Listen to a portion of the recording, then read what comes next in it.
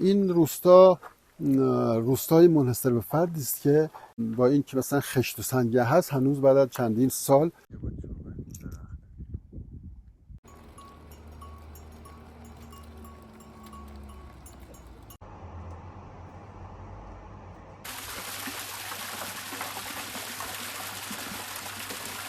چه کباب کوبیده گوسفندی، میکس، کوبیده مرغ و مابقی غذا رو هم میزنیم ما معمولا. خب جلو خورمه ما آماده است.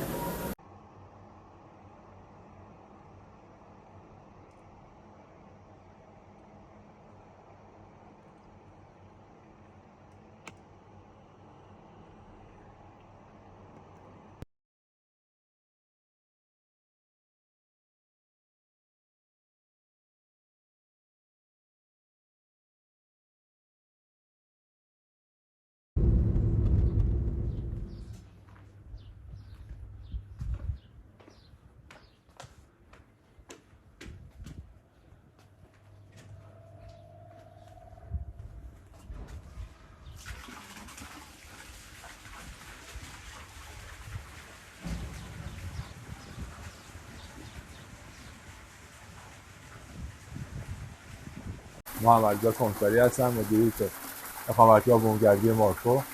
اقامتگاه بومگردی مارکو در کوهکنان در شمال استان کرمان واقع شده با یه شهر بسیار تاریخی بسیار زیبا با 250 اثر تاریخی.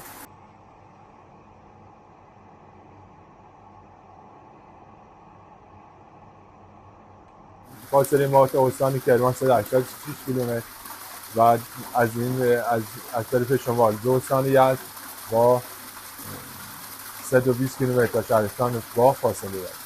ما الان پشت سرمون شهر کوهنان می‌بینیم دوستان.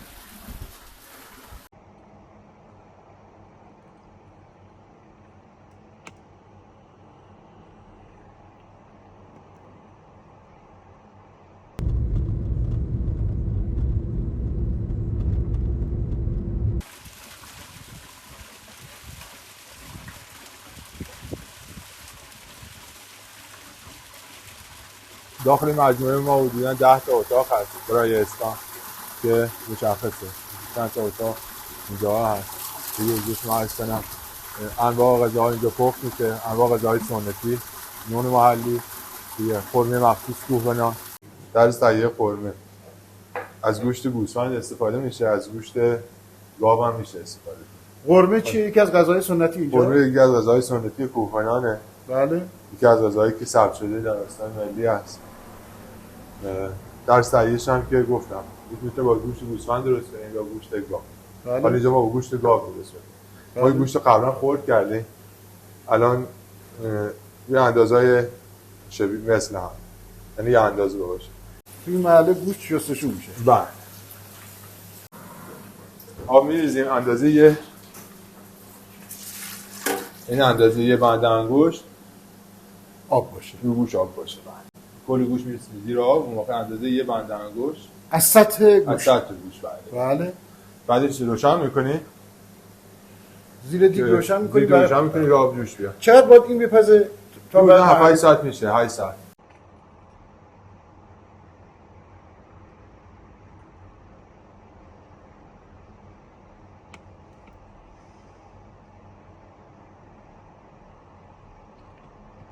برای من جالب بود اقامتگاه سنتی تو یک شهر تاریخی چرا اسم مارکو رو گذاشتید؟ اسم مارکوپولو از اونجا میاد که حدود 800 سال پیش مارکوپولو به کوهنان سفر میکنه و از کوهنان به شهر تاریخی یاد میکنه و از اینجا به عنوان سوغات، توتیا یا همون سرمه و یه شهر و آینه برای ملکه چین از اینجا به سوغات میکنه.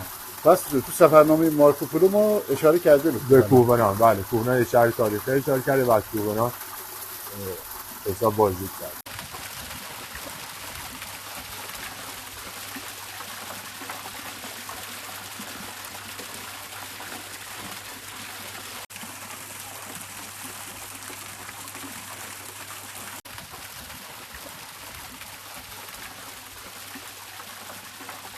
بعد از این مرحله که آب کف گرفته شد ما میایم برای اینکه هم مزاج گوشت گرم بشه هم که حالت قرمه‌ای که اینجا داره اصلش این که دنبه رو بهش اضافه.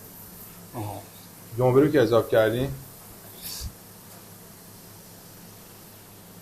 تقریبا برای 10 کیلو گوشت شدن 1 کیلو تا 1 کیلو و نیم دنبه لازم. بله 1000 تا 1500 گرم دنبه. این مرحله که کم کردیم کلا زیر چمدونی که یک کم بخار بزنه. یعنی زیر شعله‌ش هم باید کم خیلی خیلی کم بزنه. بله. چند ساعت دیگه حاضر بشه؟ حدوداً تا 7 ساعت دیگه.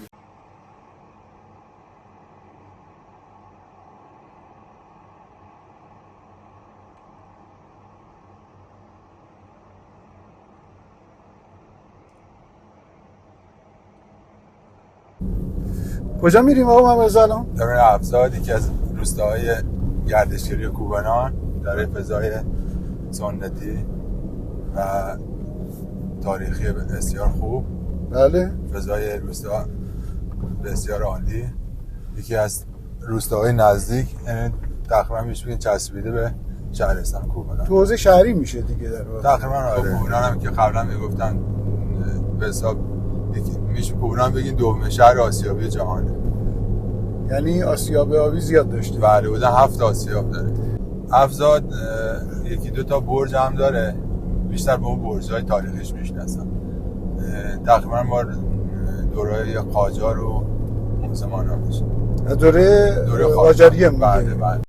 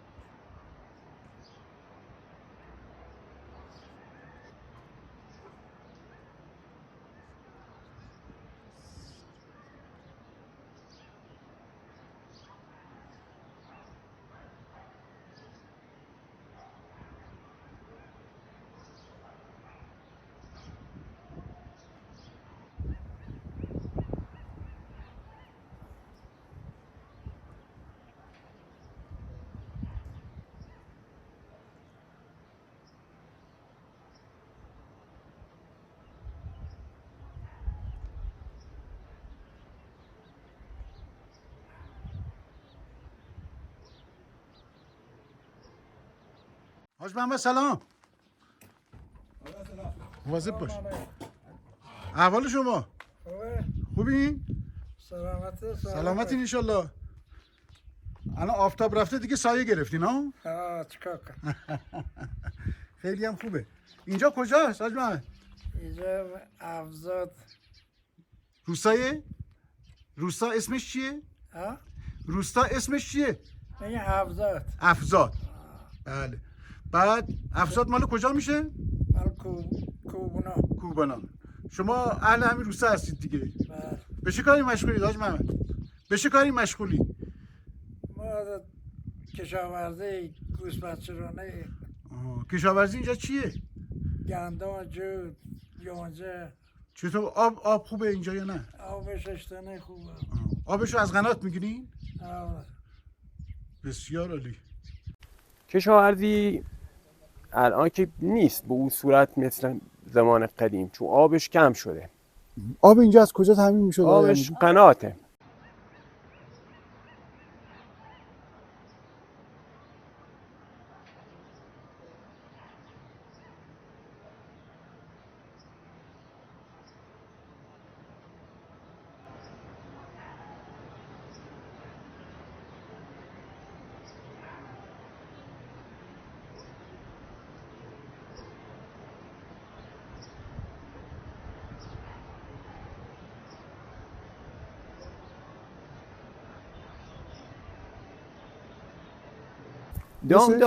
دامداریش هم این هم سنتیه، این هم کشاورزیش هم دامداری سنتیه. این یه چیزی نیست که صنعتی باشه. سلام احوال شما خوبی؟ مادر حال شما خوبه؟ بله. مثلا ایشون مادر خانم منه، چند تا گوسفند داره. ایشون آقای آلتا مثلا. ایشون مادر خانم شما؟ بله. هاش خانم از دوماد راضی هستی یا نه؟ بله به آقا همسرتون هستن؟ نه همسر ایشونه. به درود بر شما. ایشون الان ببینه شغلشون چوپانی بود. دست شما درد نکنه، خیلی محبت. نه خواهش می‌کنم، زنده باشه. این گوسفندام دارن میان قشنگه. برای شماست؟ بله. برای شماست؟ به خدا برکت بده. نه مال من نیست. هاش خانم پلیس دهکده است، یعنی به این گوسفندا دستور میده. الان اگه بخوان حرکت کنن چی میگی بهشون؟ بیا ببرین. بگو میرن ها؟ نه بگو الان میرن؟ خودم بگریز که نیتخون. فعلا باید وایستا. بچه های حرف گوش کنی هستن.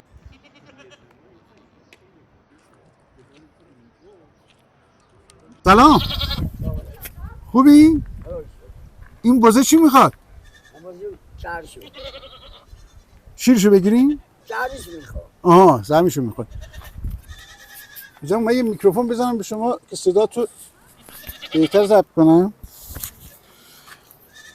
شغلتون چی بوده؟ شغل چوپونی. هنوزم میرین سرها؟ نه بوچه دیگه بازنشست شدین دیگه. نمیتونم برم. سرها خوب بود اون موقع میرفتین یا نه؟ اون موقع خوب. مرتع چطور؟ مرتع خوبی داره؟ قشنگ. روستا کلی خلوت شده آقا. چرا اینقدر خلوت روستا؟ دیگه کار نیست ها؟ شما خودتون الان بازنشست شدید، بچه هاتون کجا؟ بچه ها یفجاشون کیرونن، یفجاشون همیجا. تو تهران هم زندگی میکنن؟ کوبنو. آره کوبنو.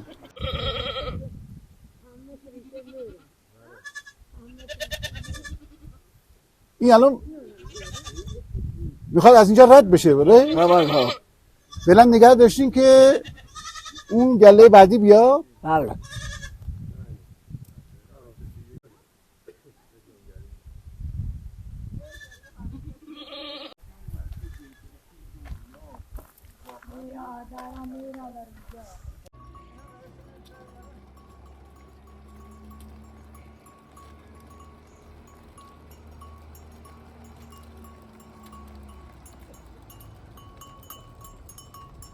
این جانب حسین شریعتی، مسئول شورای اسلامی روستای تاریخی و گردشگری افساد هستم.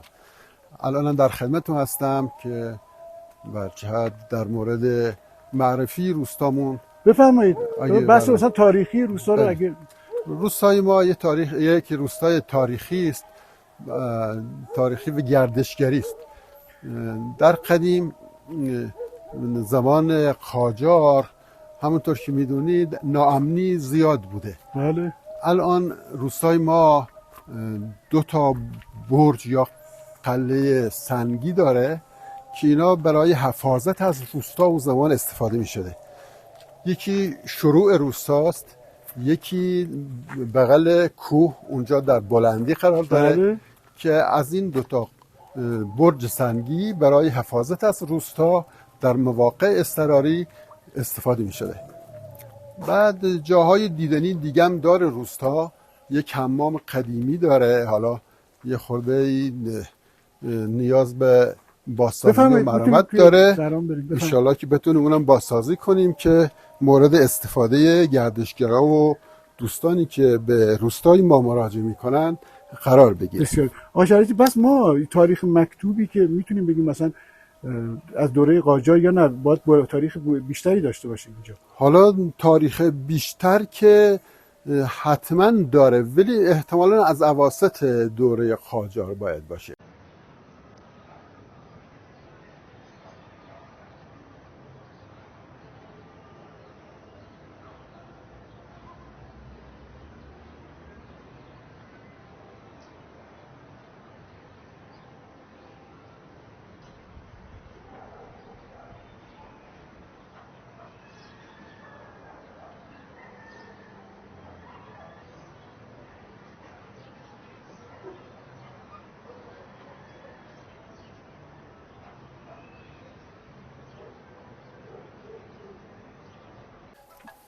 آقای شریعتی من اینجا آب خیلی بله خوبی هم میبینم. آب این آب تلفنتون- قناته روستای افساده آب تلفنتون زنگ می‌خوره. بله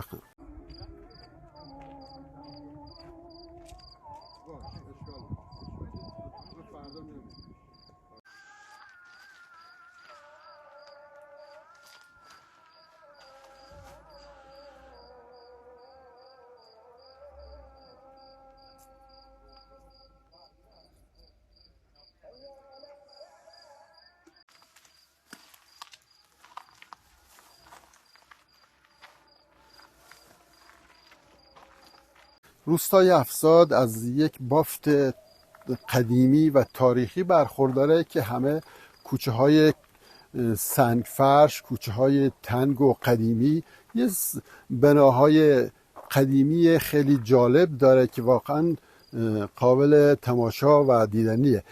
بعد این روستای منحصر به فردی است که این بافت ما به خاطری که هویتمون و تاریخمون رو حفظ کنیم همینطور ازش حفظ کردیم و ازش نگهداری میکنیم و سعی میکنیم که بازسازی بشه و اون به حساب بافت خودش رو حفظ کنه. همینم خب به هر حال آقای شریعتی میتونه جذب گردشگر کنه.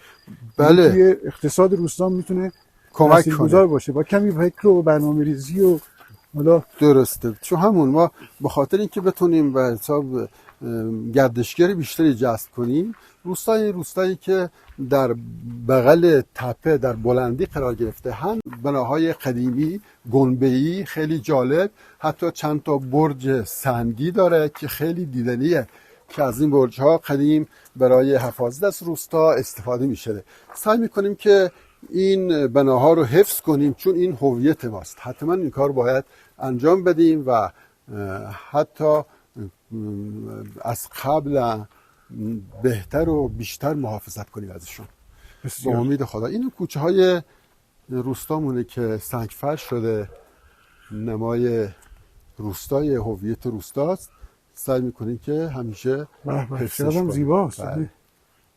روستا چند نفر جمعیت داره؟ روستا طبق سرشماری سال 95 حدود 300 نفر جمعیت داره. 300 نفر. بله. حالا البته خیلیش مهاجرن که شاید بالای 500 نفر هم این جمعیت باشه. بعد جمعیتی که کشاورزی و دامداریش تو چه درجه‌ای قرار داره؟ کشاورزیش اینجا کشاورزیش درختانش درختای به قول خودمون سیاه درخت، انواع درختای زردآلو هست، بادوم هست، آلوچه هست، درخت توت سفید هست، شاه توت به حساب هست. این درخت‌ها هست. گاهن بعضیا الان چون که هوای اینجا خیلی با در پسته سازگار نیست، ولی با این حال بعضیا رفتن تو این خط پستن دارن، ولی خب بادوم و پسته و اینا هم دارن، بد نیسته. بعد خدمتتون عرض کنم یه قنات منحصر به فردی اینجا داره. بله. و جالب اینجا که ما از این قنات در زمستون آبشو انبار میکنیم، به حساب ذخیره میکنیم. آبشو ما اول آذر ماه آبو در چاه میبندیم، در قنات میبندیم، حدود 3 ماه و نیم 4 ماه این آبو تو قنات به حساب ذخیره میکنیم. از اوایل فروردین ماه به تدریج این آبو کم کم آزاد میکنیم تا اواخر تقریبا تیر ماه یا اواسط تیر ماه، تا اون گندم و اون به حساب کشت چیزی که انجام دادن اینو بتونن از آب درارن و ازش استفاده کنن. بس با این حساب من فکر کنم که خیلی کم پیش بیاد که مشکل آب داشته باشید. مشکل آب الحمدلله هنوز نه. حالا درسته کم شده نسبت به، نه میگم با این فکری که شده. بله نه دیگه همون کم بوده آب شما مشکل کم بوده آب ما در فصل بهار که آب بیشتر نیاز داریم از این طریق به حساب جبران میکنیم. آبمون میگم 3 ماه ما آبو در به حساب قنات ذخیره میکنیم، 4 ماه ازش 2 برابر استفاده میکنیم. بله که محصولاتمون از آب میگیریم. بسیار. بله با امید خدا دیگه ان شاء الله. حالا برای بافتایی که مثلا تخریب شده، میدونم حالا چیز شخصی داره، صاحب شخصی داره. بله. مثلا هیچ فکری نشده تو شورا یا برای ساخت ساز آیا الگویی هست برای ساخت ساز جدید که این بافت قدیم حفظ بشه؟ بله الان اون ترکیبشون هنوز اکثرا هست، خیلی هنوز به همون شکل و ترکیبی که قدیم بوده هسته. الان از طریق میراث فرهنگی پیگیری کردیم و قول بهمون دادن که بیان به هر جهت با تحصیلاتی که در اختیار مالکین قرار میدن بتونیم این بافت تاریخیمون رو حفظ کنیم و ازش نگهداری کنیم. بسیار عالی. چقدر اینا رو معمولا بهش چی میگن؟ گنبدی بهش میگن این سقف‌ها رو؟ بله اینا سقف‌های به حساب گنبدیه و از خشت و گل پوشی ساخته شده. خشتیه همش. بله. بعد حتی دیواراشون بعضیا سنگی بعضیا خشتیه که با این که مثلا خشت و سنگی هست هنوز بعد از چندین سال همینطوری همینا فکر کنم مثلا 100 سال خدمت داشته باشه. بله اینا بعضی بناهامون هست بالای 300 سال خدمت داره، مثل اون برج سنگی که بالای 300 ساله. بله اون ساختمان هایی که اون سمت بافت قدیمی مو هست اونا خیلی هاشون هست که بالای 300 سال شاید 400 سال به حساب خدمت داره. یا الله سلام. سلام علیکم. احوال شما؟ حال شما خوبه؟ یالله سلامت باشه قربانتون. خدا قوت. تشکر. انشالله سلامت بشین. سلام باشیم جان. به به باشه. اینم از این خونه سقف گنبدی هاست داره؟ بله. یا خودشون معمار بودن قبلا. به خودشون ساختن. دیگه معمارا خوبه. این ساختمان‌ها خشتگل قدیم از سنگ و خاک می آوردن، خاکشو با آب قاطی میکردن به نام ملات به حساب، ازش استفاده میکنن، سنگ هم میچینن روش، خیش بعدش که خیلی عیز با بالا یه با خیش، سقف‌هاشم با آجر، سقف‌هاشم با اما قدیمی ترین خونه‌ای که توی روستا هست چند سال خدمت داره؟ خونه خیلی اینا بسیارشو از اون زمان قدیم اصلا من یاد نمیدم. بفهمید 300 سال میشه؟ شاید بیشتر، هنوزم بیشترتر. الان این وسطای خونه قدیمی صفحه داشت، یه اتاقی بعد یه اتاقی بعد یه اتاق آخرش میزدن دیگه، ادامهش فقط هم تمام شد صفحه، میگن قدیم صفحه.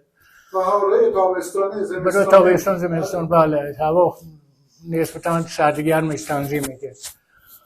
دیگه به همین شکلی که هسته. حالا اگر تشریف برد باشن دیدن بالاخره قدیمی ها رو با همون شکلی هسته دیگه. کم کم فنون مهندسی بهتر شد، مثلا سیدچار میساختن که الان به شکل همینا قدیمی همین چند نبودن که یه دایره میساختن یا چیزی، هر چی میتونه ساختش میسید همون که الان بسیارشون هنوز هستش. این روستا هم زمینی کشاورزی داره و هم آب داره الحمدلله. اگه البته یه خورده کمک میخوان مردم، اهالی کمک میخوان بتونن تحصیلاتی در اختیارشون بذارن، هم میتونن به حساب کشاورزیشون رو رونق بدن. اینجا که میدونن هم باغستونش انواع میوه‌جات داره، زردآلو داره، آلوچه داره، بادوم و پسته داره. اگه کمک کنن اهالی رو، اینا میتونن به هر جهت این کشاورزی رو رونق بیشتری بدن و بهره برداری بیشتری بکنن انشالله. بفهم. البته گندم و جو و ذرت اینا قابلیتش داره اینجا، چون هم آبش هست هم زمینش، فقط یه خورده ای میخواد که حمایت بشن. انشالله اگر حمایت بشن تولیدمون از قبل بیشتر میشه و این باعث میشه که اهالی که احتمالاً مهاجرت کردن شاید برگردن به همین روستای خودشون، به زادگاه خودشون. اگه بازم حمایت بشن افراد میتونن خیلی صنایع دستی رو فعال کنن که قبلا اینجا رواج داشته ولی بلا به دلایلی برجهت. صنایع دستی چی بوده؟ مثلا اینجا قالی بافی بوده، مثلا حتی پارچه بافی به روش سنتی، پارچه بافی که قدیم میگفتن کرباس تولید میکردن، اینا قبلا بوده. اگه واقعا حمایت بشن میتونه اینا از نو دوباره پیگیری بشه و رونق پیدا کنه و این کار مجدد رواج پیدا کنه.